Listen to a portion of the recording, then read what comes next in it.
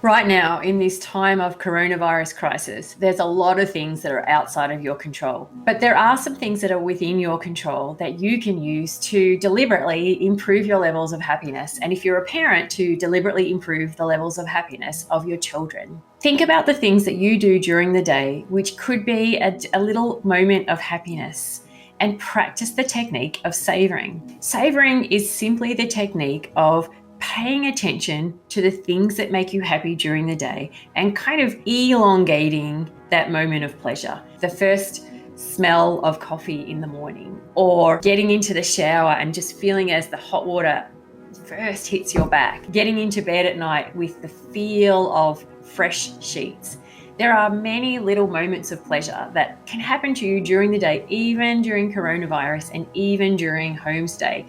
The beautiful affection of your dog, the smell of your favorite food. Any of these are little moments of pleasure that are available to you to access during the day. And if you just simply pay attention to them and savor that moment, don't just sort of let the smell of coffee waft past you. Stop, smell, have that moment of pleasure. This is a technique called savouring. And when you engage in savouring and you teach your kids during homestay to stop and slow down and just stretch out that little moment of pleasure for an extra 2 seconds, they're using the technique of savouring. The neuroscientists have shown us that it triggers in us a particular neurochemical called serotonin.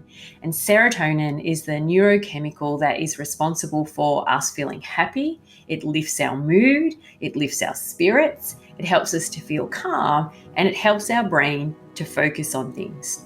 So one of the things that I'm suggesting for you to do during the coronavirus crisis is to pay attention to the small little moments of good that you might generally overlook in the busyness of a day, but use these as an intentional tool to boost your levels of happiness by triggering this beautiful feel-good neurochemistry called serotonin.